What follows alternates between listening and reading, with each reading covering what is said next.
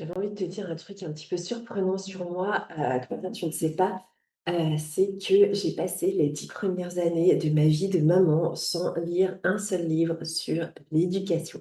Alors, pourquoi? C'est pas parce que je m'en fichais, au contraire, c'est pas parce que je pensais tout savoir, alors là, pas du tout, la réalité de la vie de maman me l'a fait, mais c'est parce qu'en fait, j'ai un petit peu ce côté rebelle et j'avais pas envie qu'on me dise comment être maman. Je rentre pas dans les cases et j'avais pas envie de rentrer dans des cases. C'est probablement aussi pour ça qu'il y a plein de choix que je fais qui sont un petit peu, hors normes, on va dire. Hors des normes, hein, pas hors normes extraordinaires. Mais j'avais aussi envie que ça vienne de moi, que ça vienne de mes valeurs et je voulais savoir ce que j'avais vraiment envie de transmettre à mes enfants.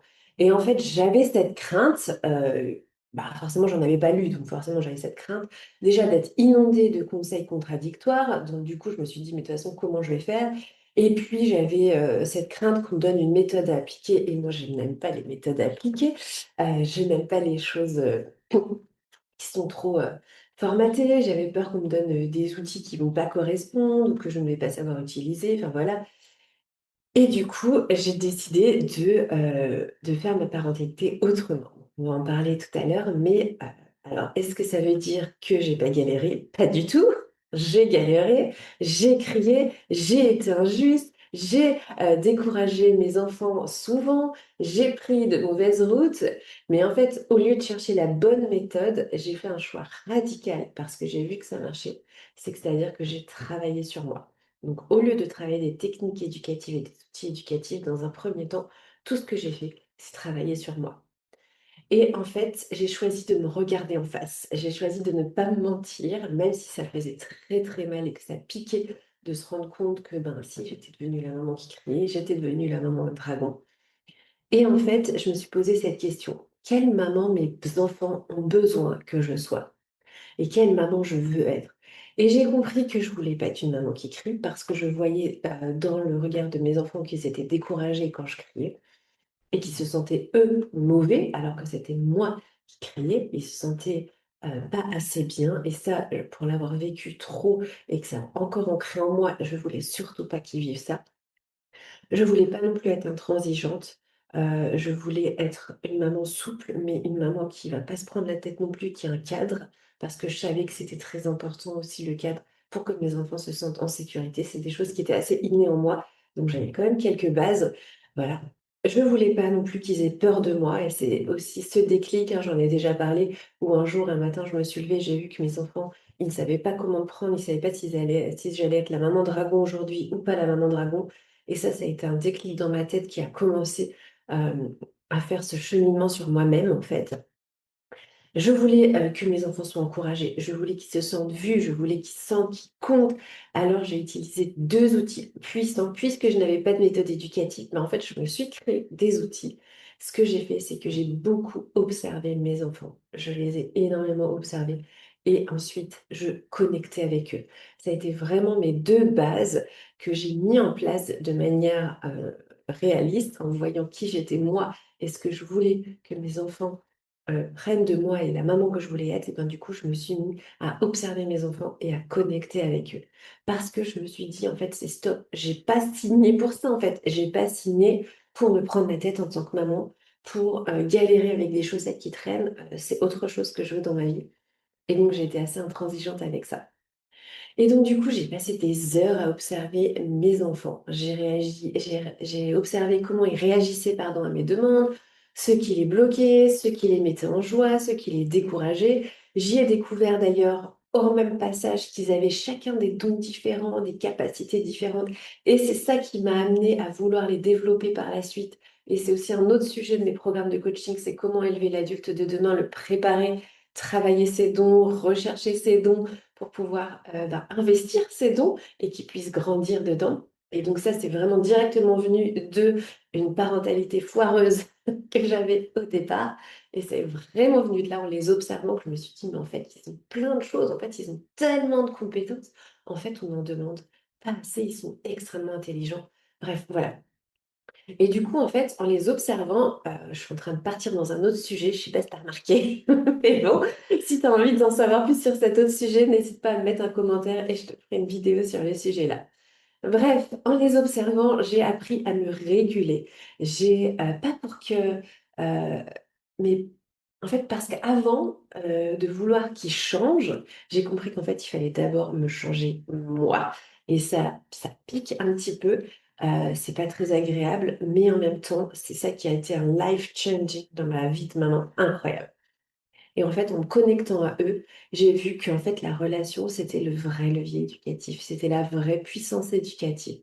C'était pas les outils éducatifs, même s'ils sont très bien, même s'ils sont très pratiques et qui changent la vie. Mais en fait, si on n'a pas en amont une bonne connaissance de ses enfants, une bonne remise en question, et puis une vraie envie de pas avoir une vie de maman forcément facile, mais une vie de maman qui compte et qui est connectée. Et du coup, j'avais envie de te partager un petit peu mon chemin éducatif en tant que maman. Qu'est-ce qui fait qu'aujourd'hui, eh ben, ça fonctionne dans ma famille, c'est apaisé et ça va. Et je vais te dire aussi le fait que souvent on met en premier une chose que moi je fais en dernier dans un petit peu, si je devais te décrire un petit processus éducatif de comment j'éduque mes enfants, eh bien la chose qu'on met en premier, moi je la mets en dernier. Alors par quoi je commence du coup? Mon vrai changement éducatif, il commence par me changer moi-même. Ça va être d'abord me changer moi-même, c'est-à-dire d'abord prise de conscience sur moi-même en disant, OK, qu'est-ce que moi j'ai à changer? Ensuite, changement de ma perception sur la situation. Très, très, très souvent, il y a des choses qui se sont éliminées d'elles-mêmes parce qu'en fait, je me suis rendu compte que ma perception de mon enfant ou de la situation était biaisée. C'est-à-dire que je soupçonnais le mal de mes enfants. Et si tu me connais, tu sais que j'aime beaucoup ces versets de la Bible qui dit que l'amour ne soupçonne pas le mal. Et en fait, effectivement, je remarque beaucoup, très souvent, je soupçonne le mal. Je soupçonne l'enfant de vouloir me manipuler, je soupçonne l'enfant de vouloir, d'avoir un cœur qui est manipulateur, en fait.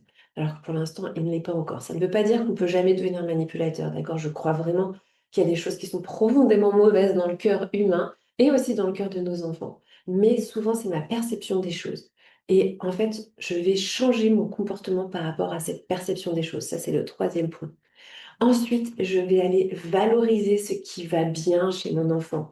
Et au lieu, du coup, quand je te disais qu'il y a des choses, des fois, qui sont pas tout à fait OK dans le cœur de nos enfants et dans le cœur de nous aussi, hein, des fois, il y a des petites envies de vengeance, de revanche et tout ça. C'est des mécanismes de défense, etc. Hein.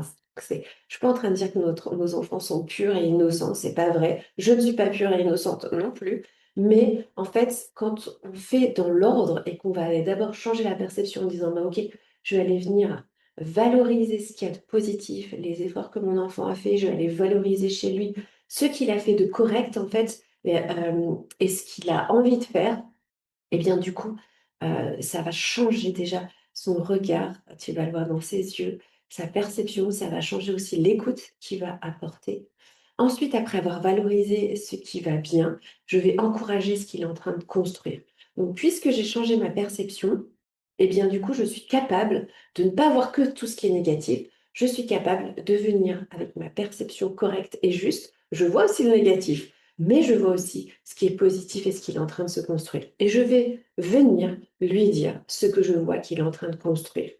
Et ensuite, enfin, en dernier, ce qu'on a tendance, nous, à faire en tant que parents en premier, en dernier seulement, je vais venir corriger s'il y a besoin.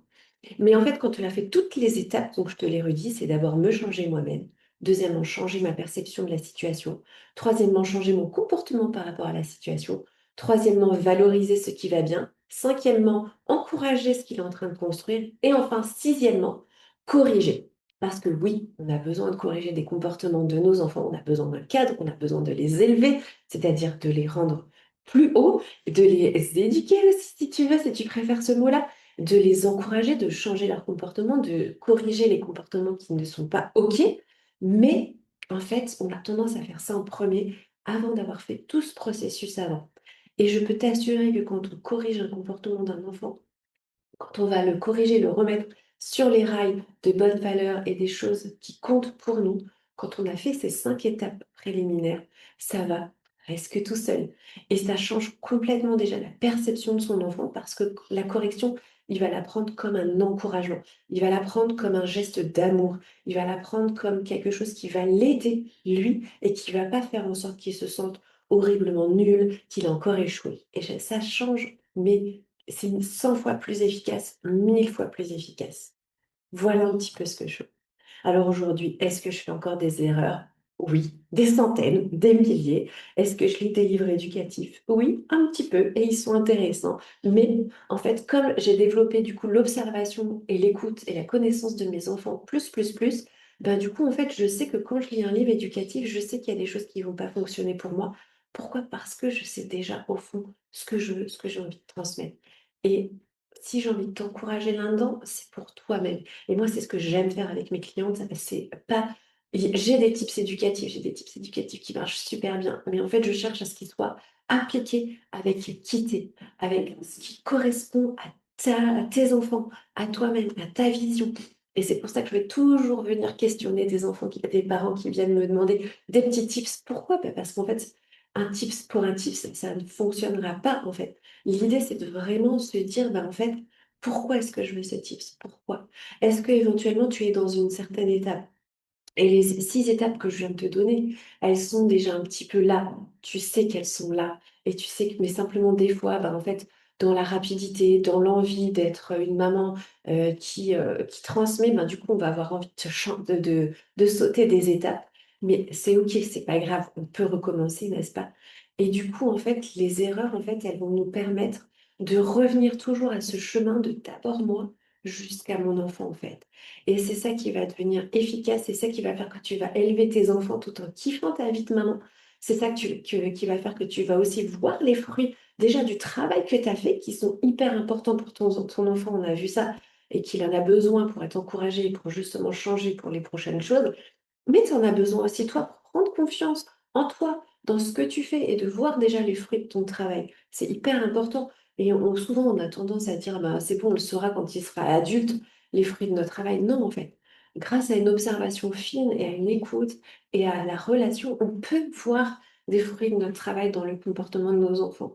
Et c'est OK. Et c'est des choses qui se construisent brique par brique. Et tu en as besoin aussi de pouvoir avoir confiance dans ce que tu fais jour après jour. Voilà un petit peu ce que j'avais envie de te parler sur ce sujet. Et donc, du coup, non, tu n'as pas besoin de tout lire pour éduquer, mais en fait, tu as besoin de te connaître toi. On a besoin de les observer, on a besoin d'avoir une connexion qui est solide et on a surtout besoin de se remettre en question et de travailler sur nous-mêmes, en fait. Et tu vas voir, pour moi, c'est ça, éduquer, c'est pas que le résultat final que notre enfant va, je sais pas, aller faire une réparation tout de suite. Par exemple, il a cassé quelque chose et il va vouloir réparer tout de suite et ça, c'est une belle victoire, hein. Mais en fait, tout avant, c'est l'éducation. C'est notre propre éducation, notre propre développement personnel. Merci beaucoup de m'avoir écouté. Si tu as été intéressé, tout ce genre de choses, c'est quelque chose qu'on travaille dans mon programme de coaching Maman Impactante pour être une maman qui impacte, qui ne se prend pas la tête, mais qui a vraiment aussi ce fun qu'elle met dans sa vie de famille. Moi, c'est vraiment quelque chose qui est important pour moi. Le fun, c'est un véritable outil éducatif et on en a besoin en tant que parent pour ne pas péter un câble tout le temps et pour avoir une maternité qui est impactante, une éducation qui est impactante. Et on parle aussi d'élever les adultes de demain et tu verras que tout le travail qu'on fait sur nous-mêmes, toutes ces étapes-là, ça sert nos enfants et c'est absolument merveilleux les résultats que ça fait. Ciao, ciao!